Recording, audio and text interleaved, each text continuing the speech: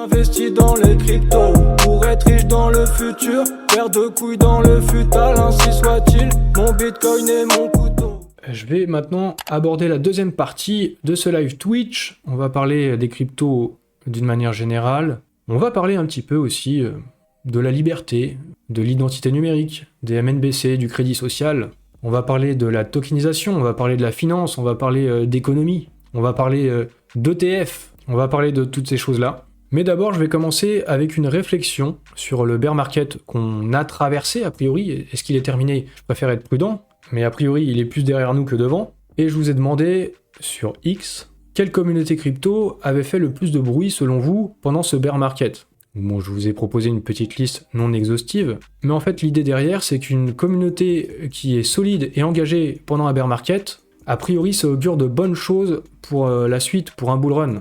Si la communauté est vivante pendant le bear market, en bull run, il y a moyen que ça fasse encore vraiment plus de bruit. Bon, et à ce niveau-là, je pense qu'en tout cas, au niveau francophone, Multiversix, ça fait partie des communautés qui sont restées engagées, solides et vivantes pendant le bear market. Donc je pense que c'est quand même de bon augure, ça. Bon, en tout cas, ça c'était au niveau francophone. Hein. Je sais pas, au niveau mondial, on a sûrement moins entendu parler de Multiversix que d'autres projets. Hein.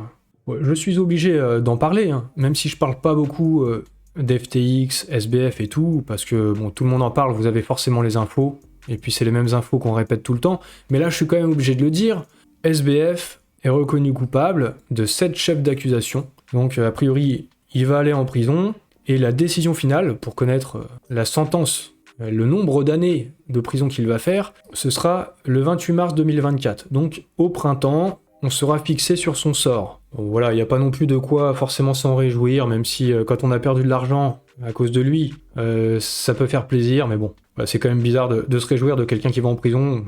Je vais m'en tenir aux informations factuelles, hein. Je vais pas juger. Je parie sur combien d'années? Mais non, je viens de dire, Floridor, voyons, je viens de dire que je vais pas rentrer dans... Je reste factuel. Mais bon, après, s'il faut donner un chiffre, aux États-Unis, ils aiment bien donner des...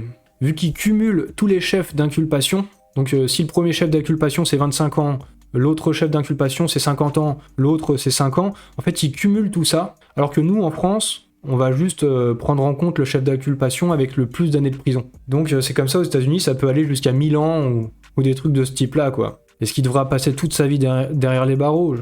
J'en sais rien. D'ailleurs, Bernard Madoff, il y est toujours ou pas en prison? J'en sais rien. Ils pourront peut-être en discuter ensemble, voilà, quand il sera en prison. C'est ma transition. Quelques datas qui peuvent être intéressantes. Sur Ethereum, il y a près de 28 millions d'ETH qui sont stackés, ça fait 40 milliards de dollars, et ça représente 23% de l'offre actuelle en circulation, le nombre d'ETH. La capitalisation des altcoins a progressé de 37% en 2023, alors que celle du Bitcoin de 110%. C'est normal, c'est la Bitcoin dominance. Bitcoin est toujours à l'avant-garde, c'est toujours lui le premier à remonter. Et donc là, c'est ce qu'on voit sur les graphiques, c'est assez flagrant. En violet, c'est les altcoins, et en orange, c'est Bitcoin. Alors là, ça a peut-être un petit peu bougé avec l'Ethereum qui a repris un petit peu de poil de la bête. Mais bon, vu que la nouvelle de l'ETF, je précise, vu que c'est un live Twitch, on a appris ça juste tout à l'heure, c'est un peu dur de savoir où est-ce qu'on en est. C'est une nouvelle toute fraîche, même si vous regardez ça mardi sur YouTube. Un petit peu d'analyse technique de CryptoCon. L'analyse technique pour les gens intelligents. Voilà, je vais pas faire de jeu de mots, je vais me retenir. Mais en fait, je vais pas dire le détail de ce qu'il dit dans son tweet. En fait, je vous parle de ça peut-être aussi plus pour vous dire que dans les périodes de bull run, et ces derniers temps, je vois de plus en plus d'analyses de ce type, avec des graphiques et tout, en période de bull run, c'est une chose commune. Tous les analystes techniques sont de sortie et essayent de prévoir un petit peu à combien sera le top, à quelle date, etc. Donc chacun pose un petit peu ses modèles, et ça fait toujours plaisir, hein. C'est des trucs qu'on aime bien regarder pendant les périodes de bull run. Même s'il faut toujours prendre ça avec énormément de pincettes, vraiment énormément. Parce que si on était vraiment capable de tout timer, et dans ces cas-là, on serait tous gagnants, hein. Et vous savez très bien que c'est pas le cas, donc ça se passe pas comme sur les graphiques généralement. Mais quand on regarde, je vous invite à regarder, vous pourrez faire pause. Qu'est-ce que ça nous dit? Ça nous dit qu'on va rentrer dans la phase bleue. La phase bleue, généralement, sur les cycles précédents, il n'y a pas eu beaucoup de cycles, c'est une phase haussière. Ça explique peut-être le regain à la hausse là sur le marché de ces derniers temps. Puis après la phase bleue, on passe sur une phase rouge, qui est celle du bull run. C'est là où ça devient vertical, là ça monte de ouf. Et de ce qu'on regarde ici, d'après ses timings à lui, la phase de bull run, la vraie phase de bull run, elle devrait débuter à partir de novembre 2024, sur la fin de l'année. Et le top du marché, ça devrait être 1 an plus tard, sur la fin de l'année 2025. Prenez ça vraiment avec précaution. Mais bon, ça peut toujours être intéressant. Faut pas focaliser sur ces dates-là non plus. Même si le consensus, on parlait d'analyse de crypto-con, voilà, le consensus, vous remarquerez les jeux de mots si vous êtes fin d'esprit ou un petit peu tordu. Le consensus veut que, en fait, le vrai démarrage du bull run, ça devrait être plutôt soit à partir, alors c'est supposé, de l'été 2024 ou la fin de l'année 2024, et la vraie phase de bull run sur l'année 2025. Maintenant, parlons un petit peu de l'IA, à nouveau, sujet très intéressant. Il y a Dune Analytics qui fait de l'analyse on-chain, un petit peu comme ce que fait Foudre. Ils lancent leur intelligence artificielle, Dune AI, qui permettra d'obtenir toutes sortes d'informations on-chain, sans compétences préalables. Il suffira de taper et demander certaines infos pour avoir des résultats. Les blockchains Bitcoin, Ethereum et Solana seront les premières à bénéficier de ce service. Et l'intelligence artificielle, c'est un gros sujet. Il va y avoir un sommet en France autour de l'intelligence artificielle. C'est annoncé par Jean-Noël Barrot, le ministre délégué chargé du numérique. Le prochain sommet de l'intelligence artificielle qui va se passer en France, et la régulation, ça va être un des sujets, pour avoir une confiance dans l'IA. Donc vous voyez, le sujet de la Trust Machine de Multiversix, c'est très pertinent. Et c'est aussi pour ça que Elon Musk il parle de la vérité, toujours. Le but c'est la vérité, avec Grok maintenant, sa nouvelle IA. Mais je poursuis au sujet de l'IA, donc Grok, on en a parlé, une IA qui va être concurrente de ChatGPT, mais il y a ChatGPT qui a répliqué. Lors d'une conférence d'OpenAI, ils ont annoncé des nouveautés. Une de ces nouveautés, c'est le Chat Builder, qui permettra de construire son propre assistant d'IA et de le publier, le rendre disponible pour le grand public. N'importe qui pourra créer une version sur mesure de ChatGPT, adaptée à ses besoins à travers une simple discussion. Alors en gros, finalement, là on va rentrer dans un monde où, que ce soit avec cette solution-là, de ChatGPT ou d'autres solutions, mais je vais pouvoir, moi, si je veux, créer ma propre IA. Et par exemple, souvent on me pose des questions en DM, vous me demandez des informations, j'y réponds, mais on peut imaginer, et peut-être que même sur Twitter, on va peut-être pouvoir faire ce genre de choses à l'avenir. Je pense que c'est imaginable. Si on réutilise la base de données de toutes vos questions et toutes mes réponses en message privé, finalement, on pourrait créer une IA de mon Bitcoin et mon couteau, voire même en utilisant tout ce que j'ai pu dire dans mes vidéos, vu qu'on peut avoir une compréhension de ce qui est dit à l'oral, ça peut servir comme data. À partir de ce moment-là, oui, on va pouvoir créer un assistant mon Bitcoin et mon couteau, et vous aurez des questions, vous pourrez me les poser en message privé. Si je veux, je pourrais mettre en place une IA qui donnera en gros la réponse que moi je vous donnerai, en fonction de toutes les connaissances que j'ai. Comment j'appellerais cette IA ? J'en sais rien. J'en sais rien, voilà. J'en sais rien, l'IA j'en sais rien, qui aurait réponse à tout. Non, franchement, j'en sais rien. On n'en est pas encore là. Pour l'instant, j'ai pas de nom pour ma future IA, mais un jour, je pourrais donc avoir une IA. Il va falloir que je réfléchisse au nom, mais je pense que ce sera Bitcoin Couteau IA, un truc comme ça. Également, une fois qu'on aura créé cette IA, on pourra la rendre publique et la monétiser sur un store, et les IA qui feront du coup, qui seront les plus utiles, il y a de l'argent qui sera reversé, des royalties, aux créateurs de ces IA. Une partie des revenus. Donc là, on s'apprête à rentrer dans un monde de ouf. Et attendez, c'est pas terminé, parce qu'il y a aussi Amazon qui investit des millions de dollars dans Olympus, son nouveau modèle d'IA, qui pourrait rivaliser avec ChatGPT et Bard, parce que du coup, il y a aussi Bard, c'est aussi une autre IA. Et puis là, je vais pas en parler, mais il y a aussi... merde, j'ai oublié le nom. L'IA Claude. Comment elle s'appelle cette entreprise déjà ? Rafraîchissez-moi la mémoire. Google a mis plein d'argent dessus, Amazon aussi.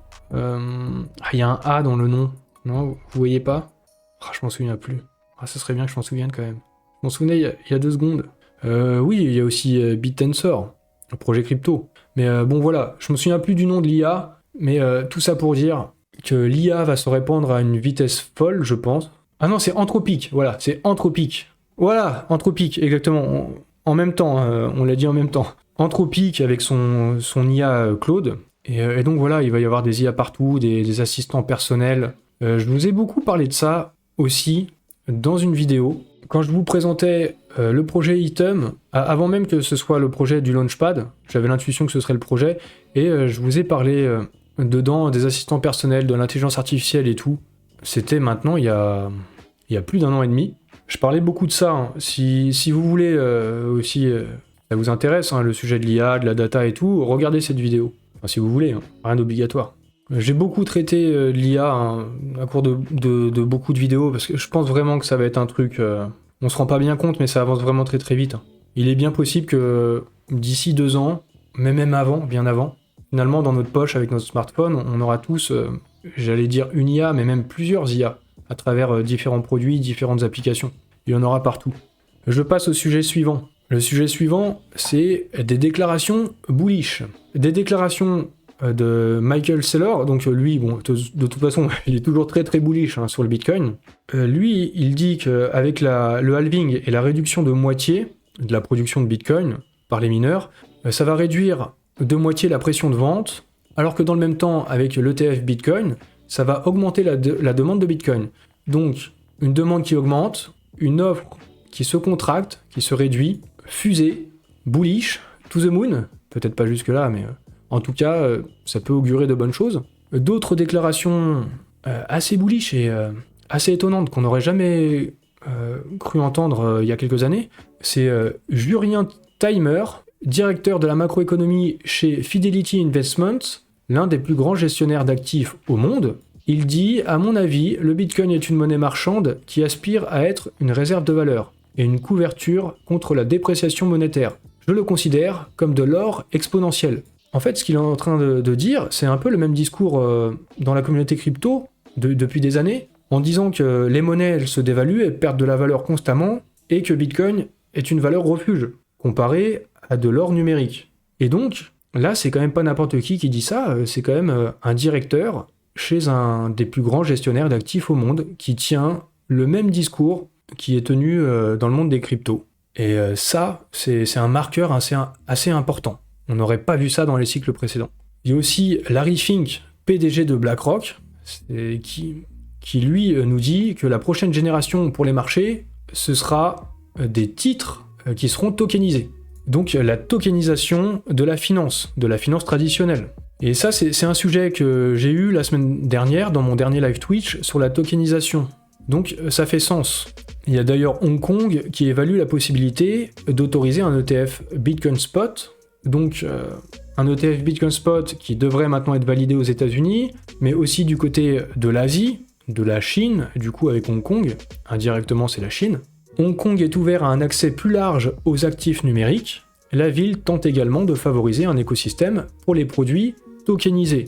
On en revient à la tokenisation de la finance, et de la finance traditionnelle. Toujours un petit peu dans la même veine, il y a la 3e plus grosse banque d'Allemagne qui lance un service de garde de crypto-monnaies.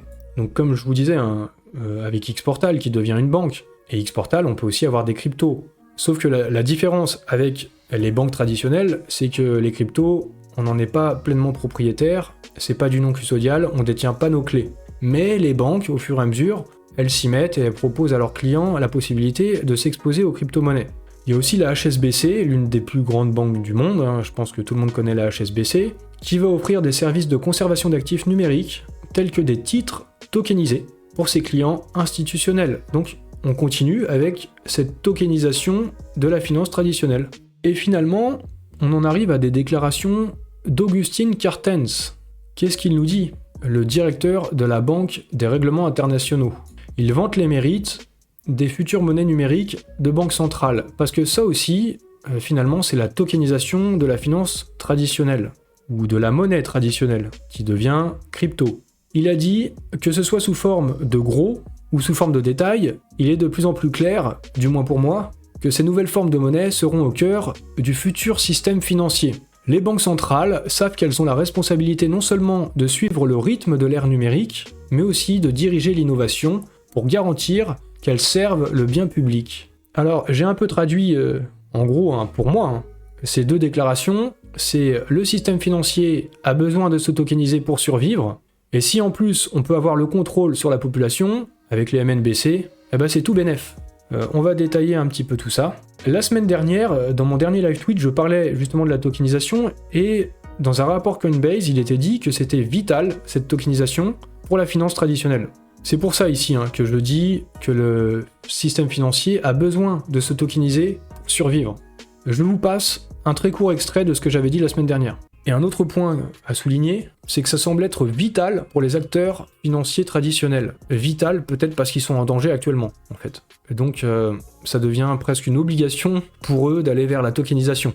Et du coup, c'est bien, j'ai l'impression, ce qui est en train de se passer. Tout est en train de se tokeniser, même les monnaies des banques centrales, les MNBC. Là, c'est Ripple qui s'associe au projet de MNBC de la Banque centrale de Géorgie. En Suisse également, la Banque nationale suisse prête à se doter de sa monnaie numérique. Bon, je ne vais pas aller dans les détails de l'article. De toute façon, dans chaque pays, c'est toujours la même chose. Les MNBC se déploient partout, c'est les banques centrales du monde entier. Je ne sais pas, est-ce qu'il y a des banques centrales qui ne sont pas en train de faire des tests pour passer au MNBC ? Je pense que toutes sont en train de passer aux crypto-monnaies de banque centrale.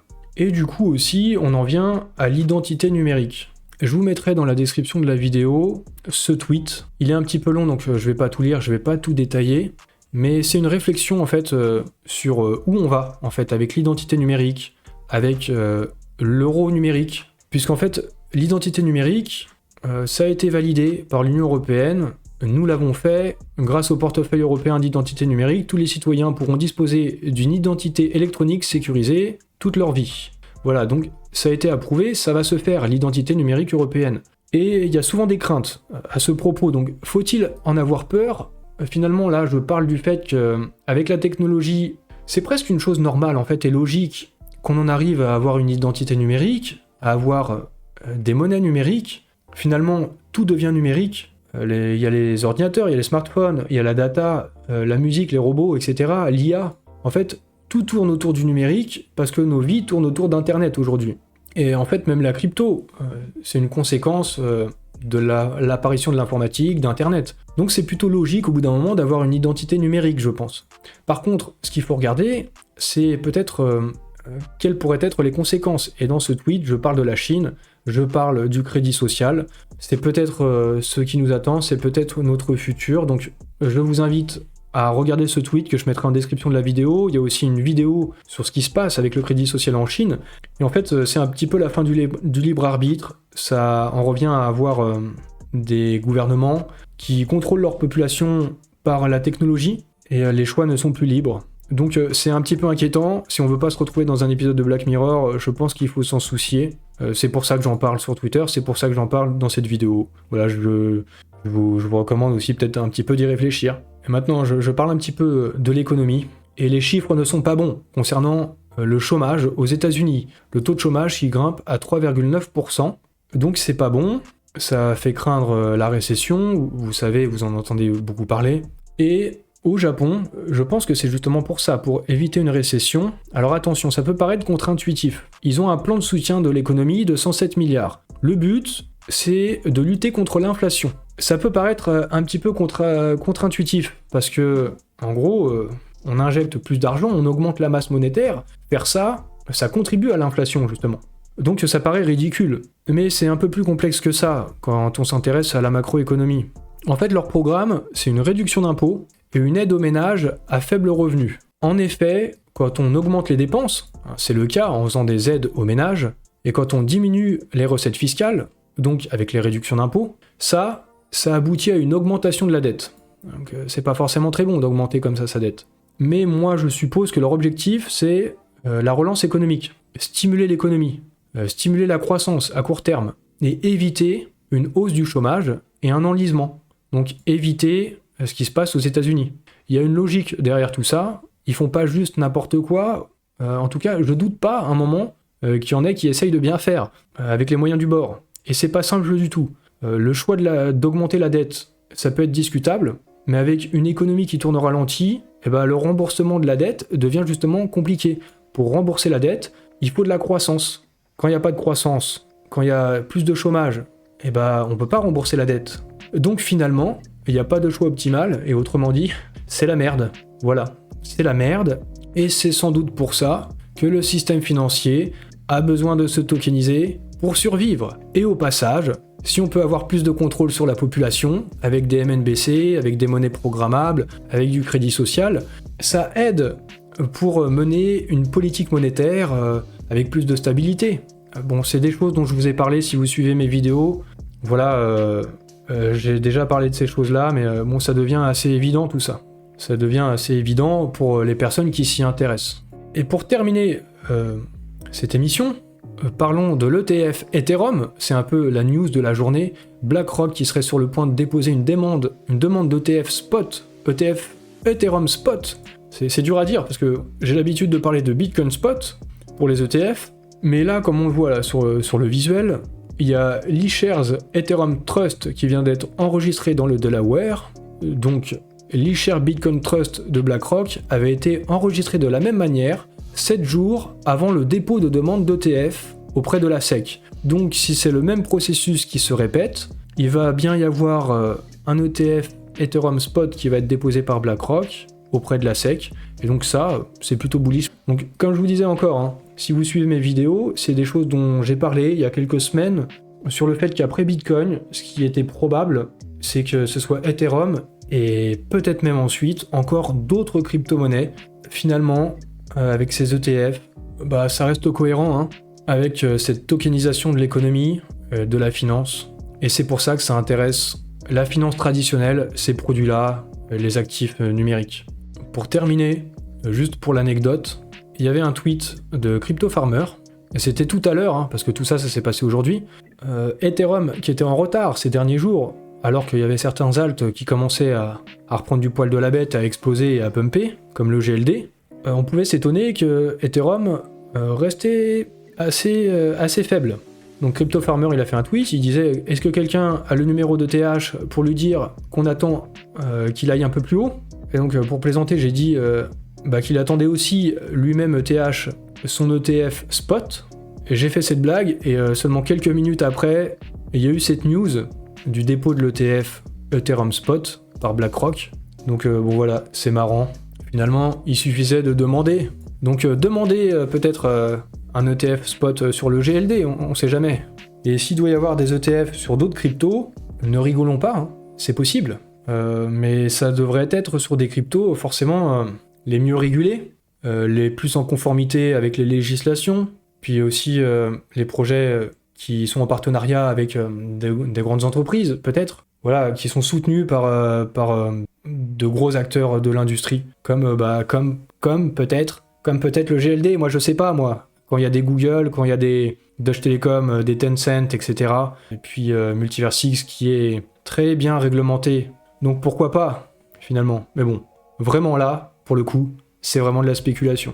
Et donc c'est terminé pour cette émission. J'espère encore une fois que vous avez apprécié, notamment les réflexions que j'essaie d'inclure dans tout ça, dans ces émissions. Plutôt que de seulement vous lire des news, j'essaye de mettre tout ça en perspective et essayer de comprendre où on va, où est-ce qu'on en est. J'essaye parce que je le fais aussi pour moi, ça m'aide pour moi, et puis je vous le partage. Donc mettez des likes, abonnez-vous, etc. Du coup j'ai terminé. L'émission a été assez longue, et puis il est déjà 20h. Donc je vais vous laisser, je vais vous souhaiter une bonne soirée, comme d'habitude. Je vous dis à la prochaine, et salut à tous.